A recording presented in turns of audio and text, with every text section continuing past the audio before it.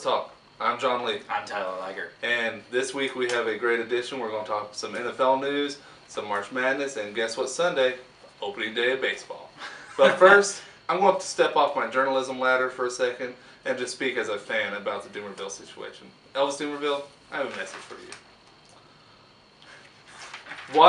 Have fun watching the Super Bowl from the couch. Okay, buddy? Because the Ravens defense, they're not going to be nearly as good as the Broncos D last year was, and nor this year, because we picked up some good players to help build this team for a Super Bowl. That's what John Elway wants. John Elway wants to win the Super Bowl this year before Peyton Manning breaks his neck again. Now, Broncos are Super Bowl destined. Like I said, we picked up Wes Welker, Dominic Rodgers-Cromartie, a couple of D linemen. We are stacked, buddy. Why did you go to Baltimore? And then if you're worried about being a compliment to Von Miller, guess what? You're going to be a compliment to T. Sizzle over in Baltimore. So, I'm sorry, Doomerville. I love you. You're going to be a Bronco forever, but I'm not very happy about that. So, speaking of the Baltimore Ravens, Joe Flacco got his fat contract. But you know what? I know you're a fan of him, Tyler. He did have a great postseason. Yeah. But there's somebody over in Green Bay that's going to get paid a little bit better than him. Tell me about it. That is Aaron Rodgers. Aaron Rodgers and the Green Bay Packers are inching towards a long-term extension that's going to make Rodgers the highest paid player in NFL history. That's like throwing literally hundreds of thousands of dollars of bills and saying, hey, shut up, take my money. So, other than that, Rodgers is worthy of that money. As long as he plays for the Packers, he's going to make them a Super Bowl contender. They build up through the draft, so they'll always have players to build around him, and there are always going to be players on the cheap, and once they get big, once they demand more money, the Packers always ship them off other places. So with that in store, I'm just going to move on. I'm going to talk about some March Madness. Definitely. You know why I love March Madness? There's 4 initials. F, G, C, U. Florida Gulf Coast University. The first number 1 seed to enter the Sweet 16 ever. Ever. But other than that, we gotta talk about Miami. Miami lost. So there goes my bracket pick for the unsportsmanlike conduct bracket. Darn it, Miami. Come on. They lost to Marquette by 10. Ohio State, they escaped Iowa State by 3. And they used another late 3 to get away from Arizona. Please, Buckeyes. Wichita State, who won and beat LaSalle last night, please, Shockers, beat the Buckeyes. I am begging you. I am begging you from Amarillo. You're 6 hours away. I'm begging you. Please, just knock out Kraft. He doesn't have... Yeah, beat the Buckeyes. Syracuse surprises Indiana by about 11. And then, of course, Wichita State beat LaSalle by a hefty margin. So there's 2 games in the Elite 8 already set. It's Marquette versus Syracuse, which is the first ever conference game set in the Elite 8. And it's between 2 Big East teams. And they'll be moving on. Syracuse is moving on to ACC.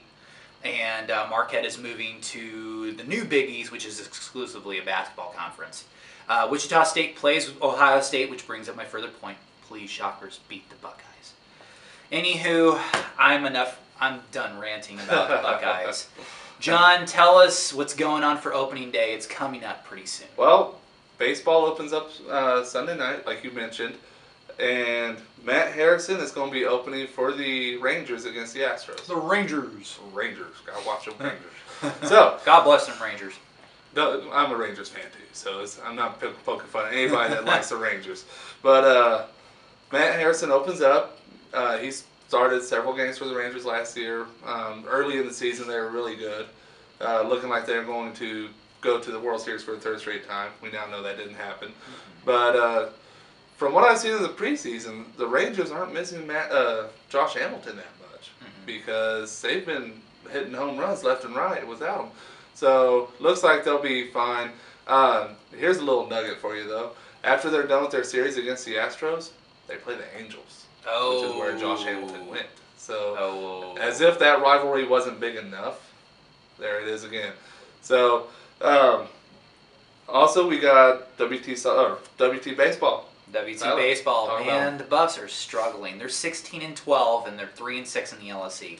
But the LSE is a really stacked conference. They got Tarleton, they have Angelo State, they have Abilene Christian. They have so many good baseball programs. Definitely. So they're on a 3-game losing streak. They seek to rebound against Angelo State, who's really good. They're going to be the cream of the crop this year. They need to win the doubleheader today and the game tomorrow to win the series. So they need every single win that they have before they move back home next weekend and play Abilene Christian. But I know the Buffs are struggling, but the Lady Buffs aren't. They're 27-2. 27-2, and they have Angelo State. They won last night over Angelo State in the first game of their series. They won that 9-2, and Jessica Sipe, who's been kind of a star on that team, she had a quiet night. It was really a big night for Lemos and Irwin, who are also good players. So, I mean, the Lady Buffs softball team is stacked. They have so many good players, and this is another reason. Every time I talk to Coach Blaskowski, he's like, I want us to have at least 5 home runs. 5 home runs. I'm like, okay, that's a good number because, you think of baseball as a low-scoring game, or softball even as a low-scoring game. So 5 home runs can easily get you a good game. They might have to call themselves the West Texas Power Company for how many home runs they right. crank out. Definitely. They win every game by, it seems like, 5 or 6 home runs margin, wow. It seems like. I know that might sound like an exaggeration, folks, but if you just scroll down the little schedule page, all the wins, it seems like they're by multiple home runs. Tyler, speaking of high-scoring affairs, tell me about the Venom. The Venom, oh man, they throttled New Mexico last week. They beat them 62-34. And Nate Davis, he's been a superstar for them. I mean, he's been he's a Ball State grad. He led Ball State to one of their only few undefeated seasons in their own history. Well, but don't talk about the Buffalo game to Nate. He gets a little offended. But he had 6 touchdown passes, ran for 1 more, and then what's really funny is after the touchdown run, he just runs into one of the New Mexico players and just what's up? You're not going to stop me. They take this weekend off because of the Easter holiday, and then they go to Abilene next weekend to take on the Bombers, and then the next weekend after that, they go to San Angelo and play the Bandits. Then they come back home on the 20th against Lardeo. They won the season series against Lardeo last year. So should be pretty smooth sailing for the defending champions. John, what should we watch for this weekend other than a lot of March Madness?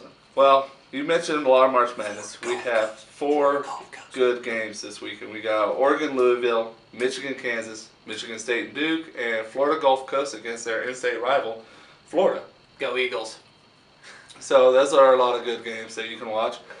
Opening day baseball, big one, Rangers Astros on ESPN at 7 o'clock. And then we got Miami and San Antonio. If you're not a baseball fan, don't want to watch the Rangers, well, San Antonio's playing well as well. And they have Miami.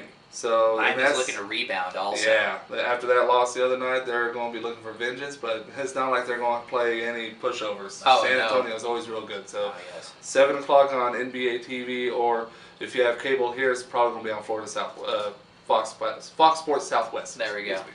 But this is the Liger Sports Talk. Happy Easter. And stay classy.